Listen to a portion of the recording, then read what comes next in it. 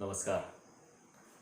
आज आपण मागच्या वेळेपेक्षा थोडंसं आता पुढे चालणार आहोत आणि आजच्यापासनं सुरुवात होणारी गोष्ट ही जरा थोडीशी वेगळी आहे. आणि खरोखर जी मुलं खूप मनापासून सराव करतात त्यांच्यासाठी इथून पुढचा जो एपिसोड आहे आता तो खूप चांगल्या रीतीनं होणार आहे.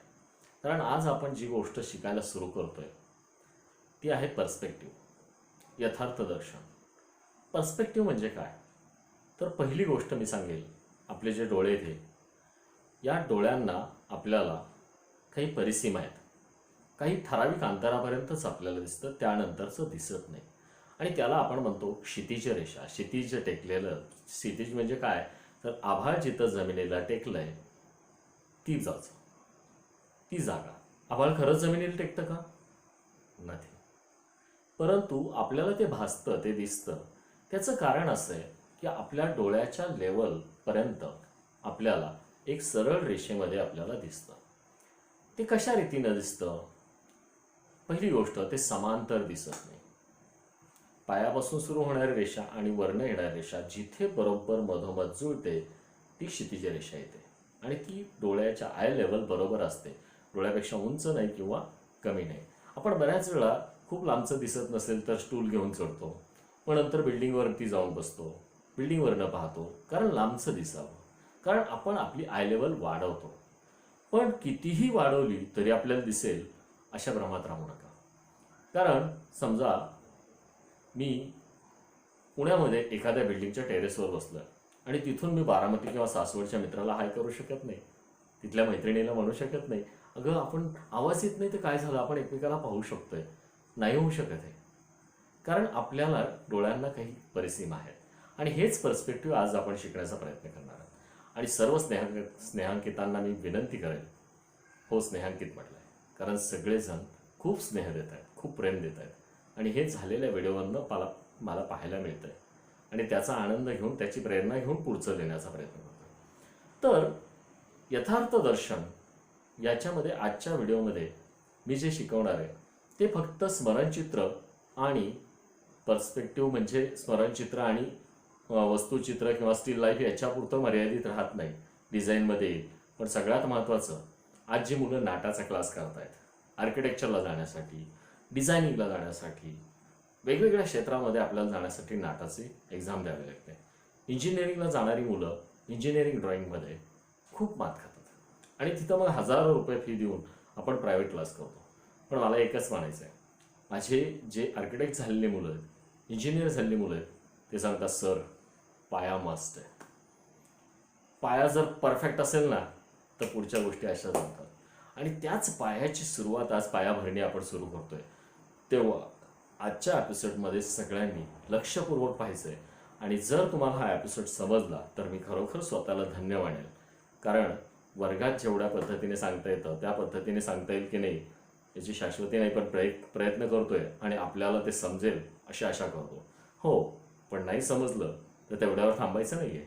खाली माझा कॉन्टॅक्ट नंबर दिलेला आहे. व्हॉट्सअपवरती तुम्ही कधीही मला कोणतेही प्रश्न विचारू शकता. एनी डाऊट, एनी टेन्शन, कधीही तुम्ही करू शकता. व्हॉट्सअपवरती मला ते प्रश्न टाकू शकता, त्याची उत्तरं मी तुम्हाला देण्याचा प्रयत्न करेन. तर आपण सुरू करूयात यथार्थ दर्शन. ओके,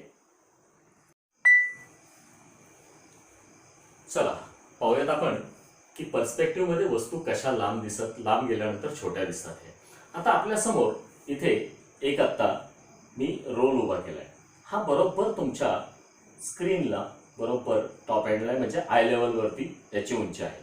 आणि हा इथे या पोर्शनच्या, या प्लॅटफॉर्मच्या सर्वात पुढे ठेवलेला आहे. म्हणजे याची ग्राउंड लाईन जी आहे, ग्राउंड लाईन ही कधीही कागदाला समांतर रेषेत येत असते, तशी इथे समांतर रेषेमध्ये ही आपल्या बरोबर पॅरलल आहे. बरोबर. आता हा ठेवल्यानंतर मी पुढचा एक आत्ता रोल ठेवतोय. तो रोल आपण बघूया. याच्यापेक्षा किती उंच वाटतोय? याच्यापेक्षा याची उंची कमी झाली. सेम उंचीचे आहेत, परंतु ग्राउंड लाईन थोडीशी मागे घेतली, म्हणजे काय, थोडासा मागे सरकवला. यानंतर पुढचा पाहूयात आपण. हा थोडासा अजून मी त्याच्या मागे ठेवतो. हे पहा, आता हा तिसरा जो आहे हा आपल्याला त्यापेक्षाही कमी उंच दिसायला लागला. आणि आता चौथा ठेवतोय, हा चौथा ठेवला. आता हा त्यापेक्षाही कमी दिसायला लागला. तसं पाहिलं तर या तिन्हीचीही चारीचीही उंची तुम्ही पाहू शकता. आपण इथे पाहूयात, एकसारख्या उंचीच्या आहेत. परंतु जेव्हा यांना मागे पुढे सरकवलं जातं, ही पाहता, ही एकसारखी उंची आहे, परंतु मागे पुढे सरकवल्यानंतर यांना आपल्याला आता पहा, ही लगेच तुम्हाला लक्षात येईल की मागचा पिलेर जो आहे तो छोटा होत गेलाय, पुढचा पिलेर मोठा आहे. मग या पद्धतीने आपण जसजसं लांबचं पाहत जाऊ, मग आपल्या रस्त्यावरती जेव्हा लाईटचे खांब असतात त्यावेळेला शेवटचा खांब अगदी छोटासा आपल्याला दिसायला लागतो. मग हेच जे नॉलेज आहे हे आपल्याला दिसतं, कळतं, पण वळत नाही. मग ते वळण्यासाठी काय करायचंय, तर साधी गोष्ट इथे मी प्रयोग करताना मुद्दाम तुम्हाला लक्षात देतो की पहिला 1 नंबर, 2, 3 आणि 4. आता याच्यामध्ये सगळ्यात जवळचा जो आहे तो आपल्याला सगळ्यात उंच दिसतोय, बरोबर. मग आता मी दुसरा इथे घेतला, तो कमी उंच आहे. तिसरा इथे घेतला. आता पहा मी काय केलं, मुद्दाम अँगल बदलले आणि चौथा आहे तिथे ठेवलाय. आता तुम्हाला लगेच लक्षात येईल, सगळ्यात उंची याची जास्त आहे, याची त्यापेक्षा कमी आहे, याची त्यापेक्षा कमी आहे आणि याची त्यापेक्षाही कमी आहे. म्हणजे जसजसं मागे जातंय तसतसं छोटं होत जातंय. हे साधं तत्वज्ञान आपल्याला समोर दिसतंय आणि आता तुमच्या याच्यामध्ये सुद्धा ते दिसतंय.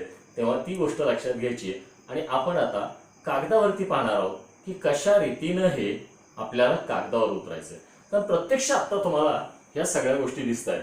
मी तुम्हाला अगदी सहजतेने एक गोष्ट सांगेन की ग्राउंड लाईन म्हणजे काय. हे पाहता, ही पट्टी आहे, ही बरोबर याला समांतर पकडली. या पहिल्याची ग्राउंड लाईन इथे आहे, दुसऱ्याची ग्राउंड लाईन याच्या मागे आहे, परत सरळ पकडली, त्याच्या मागे भरपूर, तिसऱ्याची त्यापेक्षाही मागे आहे. ही ग्राउंड लाईन आहे आणि हीच आपल्या कागदावरती पूर्णपणे आडवी येऊ द्यायची. आता मी कागदावरती थोडक्यात तुम्हाला काढून दाखवणार आहे आणि ते तुम्ही चांगल्या रीतीनं समजू शकाल अशा पद्धतीत सांगण्याचा प्रयत्न करणार. इथपर्यंत तुमच्या लक्षात आलंय की जे मागे जाते ते छोटं दिसतंय आणि जे पुढे येते ते मोठे दिसते, एकसारख्या उंचीचे खांब देखील. आता हीच गोष्ट आपल्याला कागदावरती उतरायची. तर पाहूयात आपण कागदावरती. आता चला, आता प्रत्यक्ष आपण कागदावरती पाहूयात. पहिली गोष्ट, मी एक क्षैतिज रेषा सांगितली होती आणि ग्राउंड लाईन सांगितली होती. आता ग्राउंड लाईन म्हणाल तर ती कशी, तर साधी गोष्ट आहे, कागदावरती सगळ्यात जवळचा भाग मला हा खालचा आहे. मग मी याच्या जवळ एक रेषा मारली, समजा ही झाली पहिली ग्राउंड लाईन. याच्या मागे समजा दुसरी मारली ठराविक अंतरावरती, ही झाली दुसरी ग्राउंड लाईन. याच्या मागे मारली. ह्या ग्राउंड लाईन हे लक्षात घ्यायचं की याच्यावरती ज्या वस्तू उभा राहणार आहेत त्या आपल्याला छोट्या छोट्या होत जाणार आहेत. मागे मागे जसं जाऊ आपण तसतसं ते छोट्या होत जाणार आहेत. म्हणजेच काय, तर ग्राउंड लाईन ही सगळ्यात महत्त्वाची गोष्ट लक्षात ठेवायची की कोणतीही वस्तू ही जमिनीवरती उभी राहते आणि जमिनीवरती उभी राहते म्हणजेच ह्या ग्राउंड लाईनवरती 90 अंशात जर सरळ असेल ती, तरच ती आपल्याला व्यवस्थितपणे उभी राहिलेली आपल्याला दिसू शकते. मग ही गोष्ट सगळ्यांनी लक्षात घ्यायची आणि कोणत्याही वस्तू काढताना किंवा माणूस काढताना ही मध्यरेषा ही ग्राउंड लाईनच्या वरती 90 अंशामध्ये वळलेली रेषा ही लक्षात ठेवायची की हीच रेषा परफेक्ट सरळ असेल तरच आपली ती वस्तू जमिनीवरती उभी आहे अशी दिसणार आहे. नाहीतर मग ते टॉवर, झुलता टॉवर वगैरे असे प्रकार होतील. पण आपला कुतुब मिनार पाहिला तर तुम्हाला लक्षात येईल तो जमिनीवरनं सरळ वरती गेला आहे. मग आता ह्या ग्राउंड लाईन तुम्हाला इथपर्यंत लक्षात आल्या असतील. मग आपण थोडक्यात आता इथे पाहूयात. इथे मी एक रेषा काढलेली, ही रेषा तुम्हाला दिसत असेल, याला क्षितिज रेषा असं नाव दिलं आहे. क्षितिज रेषा म्हणजे काय, तर माझ्या डोळ्याच्या समांतर रेषा ही आहे. मी जर इथे उभा असेल आणि या पेनाच्या साईजला तुम्हाला दाखवता येईल मला की माझी डोळ्याची साईज ही आहे, म्हणजे तिथे क्षितिज रेषा आहे. मग कागदावर काढताना मला सगळ्यात जवळचा पॉईंट कोणता आहे, तर इथे एक खांब दाखवलेला आहे. हा सगळ्यात उंच खांब आहे. हा खांब तुम्ही लक्षात घेऊ शकता, हा सर्वात उंच आहे. त्यामुळे हा सगळ्यात अलीकडे आहे. त्याची ग्राउंड लाईन जी आहे ती सर्वात जवळ आहे. त्यानंतरची ग्राउंड लाईन जी आहे ती दुसरी इथे आहे, तुम्ही पाहाल. आता तिसरी जी आहे ती इथे आहे, चौथा इथे आहे, पाचवी इथे आहे, सहावी इथे, सातवी इथे, 8वी इथे, 9वी इथे, 10वी इथे, 11, 12 आणि 13, म्हणजे जवळजवळ 13 ग्राउंड लाईन मी या ठिकाणी मारलेल्या आहेत. मग तुम्हाला ही गोष्ट लक्षात येत असेल की सगळ्यात जवळ जे आहे, म्हणजे हे जे अंतर आहे, हे अंतर सगळ्यात जवळ या खांबाचं आहे, तो खांब सगळ्यात उंच आहे. त्यानंतरचं जे अंतर आहे ते हे आहे, हा त्यापेक्षा थोडासा मागच्या बाजूला गेला आहे, म्हणजे लांब आहे. मग त्यानंतर तिसरा आहे ही रेषा, इथे याचं अंतर हे सर्वात जास्त आहे, लक्षात घ्या. मग सगळ्यात जास्त अंतर कोणाचं आहे, तर या पॉईंटचं आहे, म्हणजे हा पॉईंट सगळ्यात जास्त अंतरच आहे. त्यामुळे त्याला उंचीच नाही आहे, त्याला उंची एकदम नगण्य आहे, कारण क्षितिजाच्या जवळ गेलेला आहे. मग हे पॉईंट्स आपल्याला हे दर्शवतात की जसजसं मागे जाईल तसतसं छोटं. मग चित्र काढताना आपल्याला मागच्या वस्तू छोट्या काढायच्यात आणि पुढच्या वस्तू मोठ्या काढायच्यात. मग स्मरणचित्रामध्ये असेल तर तुम्हाला रोड दाखवायचा आहे, डोंगर लांब गेलेले असतात आणि तुम्ही खूप मोठे मोठे दाखवता, तर तसं करायचं नाही. किंवा आता इथे मी ह्युमन फिगर काढताना सुद्धा मुद्दाम घेतलेले आहेत. मग आता पहिल्यांदा आपण याचं एक सगळ्यात महत्त्वाचं जे आहे ते डिस्टन्स कमी झाल्यानंतरचं पर्स्पेक्टिव्ह आपण पाहूयात. आता याचे 2 पॉईंट मी जोडतो इथे, सॉरी इथे थोडासा वरती गेला, नंतर इथून इथे, नंतर इथून जाताना हा जसा मागे जाईल तसा छोटा होत जाईल, इथून इकडे जाताना, इथून परत या बाजूला जाताना छोटी होत जाते. म्हणजे प्रत्येक पॉईंटमधनं ह्या 2 पॉईंट मागे घेत गेलात तर तुम्हाला रेषा छोट्या झालेल्या दिसून येतील.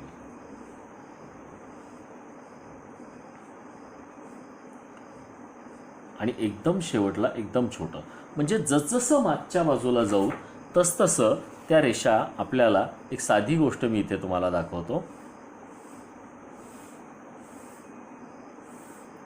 आता याच्यातला पॉईंट मी वरच्या बाजूने जर घेतले तर सगळ्यात उंच खांब कुठला येईल, तर इथला येईल, नंतर इथला येईल, त्यानंतर इथला येईल, त्यानंतर इथला येईल, त्यानंतर इथला येईल, त्यानंतर इथला येईल. म्हणजे जसजसं मागे जाऊ तसतसं तिची उंची कमी होत जाणार आहे. ही गोष्ट साधी लक्षात घ्यायची. मग इथे प्रत्येक याची मी तुम्हाला थोडक्यात दिसत असेल इथे की प्रत्येक खांबाची आउटलाईन टाकताना मी खालच्या साईडला मुद्दाम ग्राउंड लाईन सरळ टाकलेले आहेत. मग आता इथे आपण साधारणतः इथे एक मुलगी आणि एक स्त्री काढलेली आहे. मग ही पाहूयात आपण. तर ही समजा ही मुलगी जी आहे हिची उंची आत्ता तुम्हाला सर्वात जास्त दिसते, कारण ही जवळ उभी आहे, बरोबर की नाही. मग या मुलीची उंची साधारणतः मला एवढी दिसते.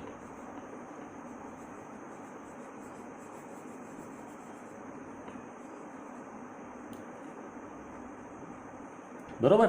मग आता ही उंची जी आहे ती हिची आपल्याला या खांबा एवढी उंची दाखवलेली आहे आपण. मग त्याच्यापेक्षा पलीकडची जी स्त्री आहे ती स्त्री छोटी दिसते. मग आता ह्या इथे मुद्दाम मी रंगवतोय ती मुलगी की जेणेकरून तुम्हाला लक्षात यावं.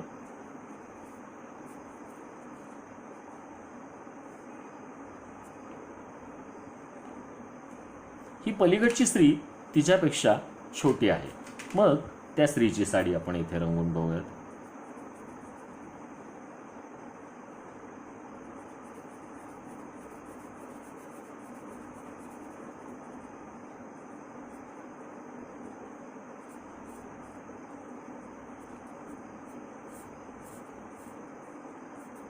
या मुलीपेक्षा ही स्त्री आपल्याला छोटी दिसायला लागली. इथपर्यंत तर तुमच्या लक्षात येत असेल की कोणत्याही लांब गेलेल्या वस्तू ह्या छोट्या दिसत जातात.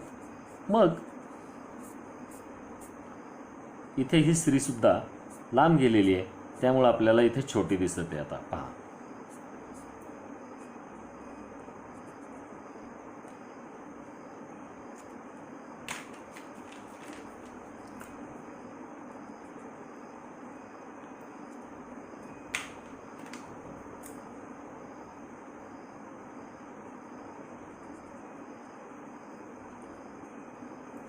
आता हीच गोष्ट तुम्हाला मगाशी मी ज्यावेळेस आय लेवलच्या रेषेमध्ये सांगितली होती, एक पुठ्ठा घेऊन दाखवला होता तुम्हाला की आय लेवल डोळ्याच्या समोर असताना फक्त आडवी रेषा, थोडंसं खाली नेलं ही याचा टॉप व्ह्यू आहे थोडासा दिसायला लागला. अजून खाली नेलं अजून जास्त, अजून खाली नेला अजून जास्त.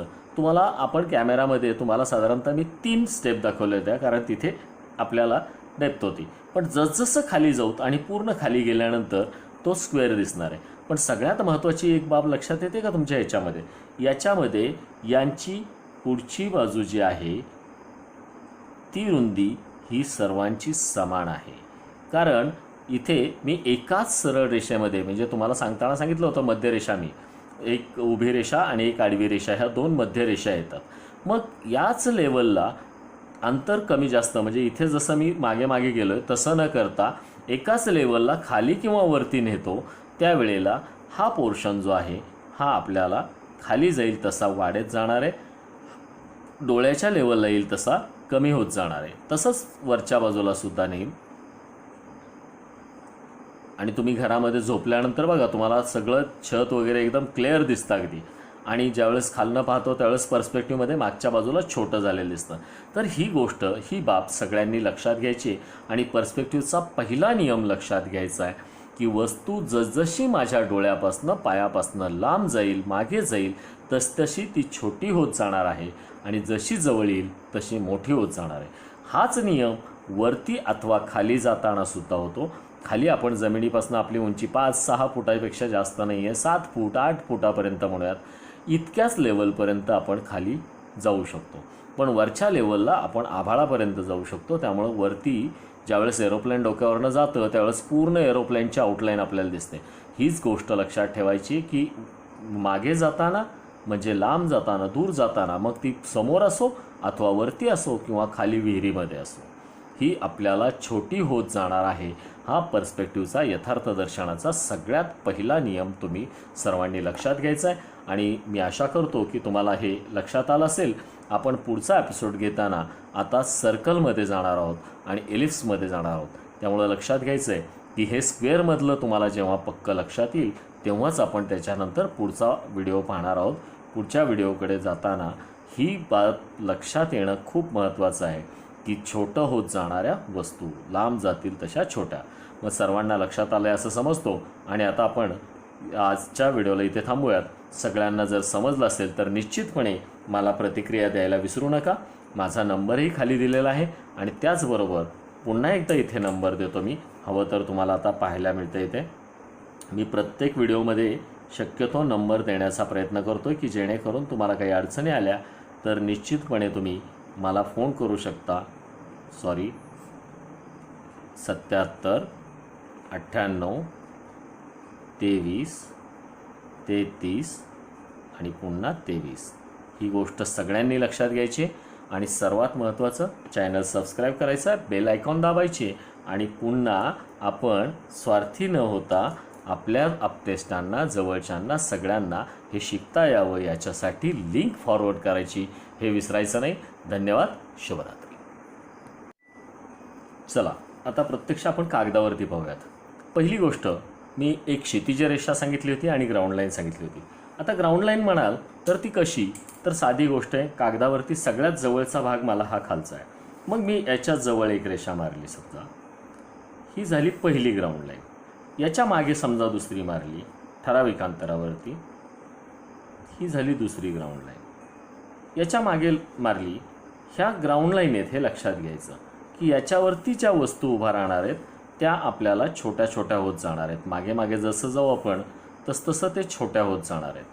म्हणजेच काय तर ग्राउंड लाईन ही सगळ्यात महत्त्वाची गोष्ट लक्षात ठेवायची की कोणतीही वस्तू ही जमिनीवरती उभी राहते आणि जमिनीवरती उभी राहते म्हणजेच ह्या ग्राउंड लाईनवरती 90 अंशात जर सरळ असेल ती तरच ती आपल्याला व्यवस्थितपणे उभी राहिलेली आपल्याला दिसू शकते.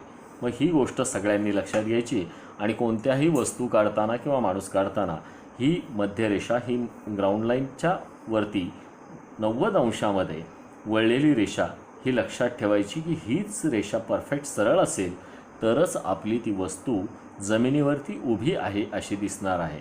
नाहीतर मग ते टॉवर झुलता टॉवर वगैरे असे प्रकार होतील. पण आपला कुतुब मिनार पाहिला तर तुम्हाला लक्षात येईल तो जमिनीवरनं सरळ वरती गेला आहे. मग आता ह्या ग्राउंड लाईन तुम्हाला इथपर्यंत लक्षात आल्या असतील. मग आपण थोडक्यात आता इथे पाहूयात इथे मी एक रेषा काढलेली, ही रेषा तुम्हाला दिसत असेल, याला क्षितिज रेषा असं नाव दिलं आहे. क्षितिज रेषा म्हणजे काय, तर माझ्या डोळ्याच्या समांतर रेषा ही आहे. मी जर इथे उभा असेल आणि या पेनाच्या साईजला तुम्हाला दाखवता येईल मला की माझी डोळ्याची साईज ही आहे, म्हणजे तिथे क्षितिज रेषा आहे. मग कागदावर काढताना मला सगळ्यात जवळचा पॉईंट कोणता आहे, तर इथे एक खांब दाखवलेला आहे. हा सगळ्यात उंच खांब आहे. हा खांब तुम्ही लक्षात घेऊ शकता, हा सर्वात उंच आहे. त्यामुळे हा सगळ्यात अलीकडे आहे. त्याची ग्राउंड लाईन जी आहे ती सर्वात जवळ आहे. त्यानंतरची ग्राउंड लाईन जी आहे ती दुसरी इथे आहे, तुम्ही पाहाल. आता तिसरी जी आहे ती इथे आहे, चौथा इथे आहे, पाचवी इथे आहे, सहावी इथे, सातवी इथे, आठवी इथे, नववी इथे, 10वी इथे, 11, 12 आणि 13. म्हणजे जवळजवळ 13 ग्राउंड लाईन मी या ठिकाणी मारलेल्या आहेत. मग तुम्हाला ही गोष्ट लक्षात येत असेल की सगळ्यात जवळ जे आहे, म्हणजे हे जे अंतर आहे, हे अंतर सगळ्यात जवळ या खांबाचं आहे. तो खांब सगळ्यात उंच आहे. त्यानंतरचं जे अंतर आहे ते हे आहे, हा त्यापेक्षा थोडासा मागच्या बाजूला गेला आहे, म्हणजे लांब आहे. मग त्यानंतर तिसरा आहे ही रेषा, इथे याचं अंतर हे सर्वात जास्त आहे, लक्षात घ्या. मग सगळ्यात जास्त अंतर कोणाचं आहे, तर या पॉईंटचं आहे. म्हणजे हा पॉईंट सगळ्यात जास्त अंतरच आहे. त्यामुळे त्याला उंचीच नाही आहे, त्याला उंची एकदम नगण्य आहे, कारण क्षितिजाच्या जवळ गेलेला आहे. मग हे पॉईंट्स आपल्याला हे दर्शवतात की जसजसं मागे जाईल तसतसं छोटं. मग चित्र काढताना आपल्याला मागच्या वस्तू छोट्या काढायच्या आहेत आणि पुढच्या वस्तू मोठ्या काढायच्या आहेत. मग स्मरणचित्रामध्ये असेल तर तुम्हाला रोड दाखवायचा आहे, डोंगर लांब गेलेले असतात आणि तुम्ही खूप मोठे मोठे दाखवता, तर तसं करायचं नाही. किंवा आता इथे मी ह्युमन फिगर काढताना सुद्धा मुद्दाम घेतलेले आहेत. मग आता पहिल्यांदा आपण याचं एक सगळ्यात महत्त्वाचं जे आहे ते डिस्टन्स कमी झाल्यानंतरचं पर्स्पेक्टिव्ह आपण पाहूयात. आता याचे 2 पॉईंट मी जोडतो इथे, सॉरी इथे थोडासा वरती गेला, नंतर इथून इथे, नंतर इथून जाताना हा जसा मागे जाईल तसा छोटा होत जाईल. इथून इकडे जाताना, इथून परत या बाजूला जाताना छोटी होत जाते. म्हणजे प्रत्येक पॉईंटमधनं ह्या 2 पॉईंट मागे घेत गेलात तर तुम्हाला रेषा छोट्या झालेल्या दिसून येतील.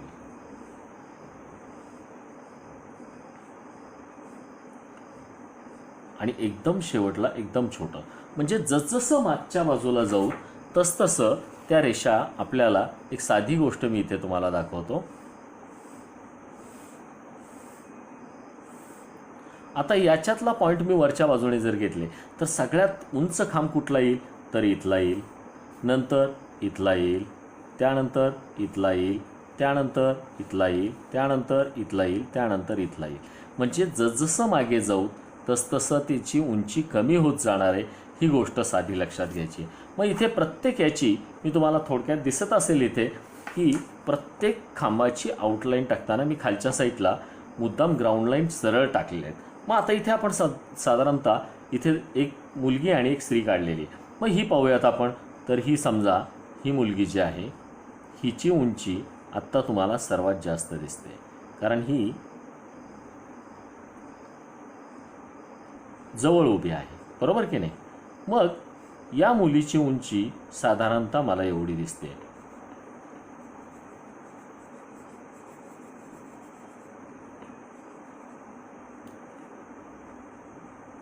बरोबर. मग आता ही उंची जी आहे ती हिची आपल्याला या खांबा एवढी उंची दाखवलेली आहे आपण. मग त्याच्यापेक्षा पलीकडची जी स्त्री आहे ती स्त्री छोटी दिसते. मग आता ह्या इथे मुद्दाम मी रंगवतोय ती मुलगी की जेणेकरून तुम्हाला लक्षात यावं.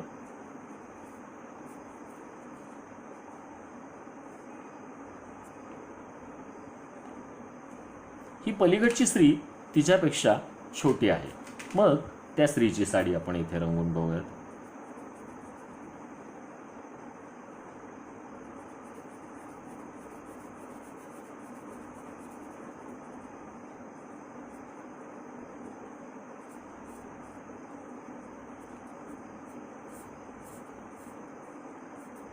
या मुलीपेक्षा ही स्त्री आपल्याला छोटी दिसायला लागली.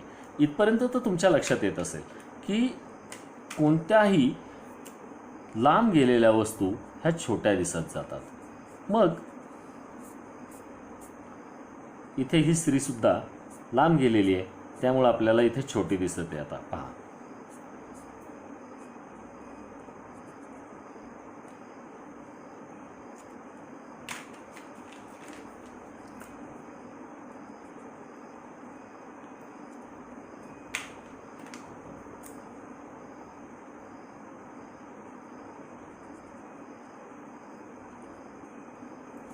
आता हीच गोष्ट तुम्हाला मगाशी मी ज्यावेळेस आय लेवलच्या रेषेमध्ये सांगितली होती, एक पुठ्ठा घेऊन दाखवला होता तुम्हाला की आय लेवल डोळ्याच्या समोर असताना फक्त आडवी रेषा, थोडंसं खाली नेलं ही याचा टॉप व्ह्यू आहे, थोडासा दिसायला लागला, अजून खाली नेलं अजून जास्त, अजून खाली नेलं अजून जास्त.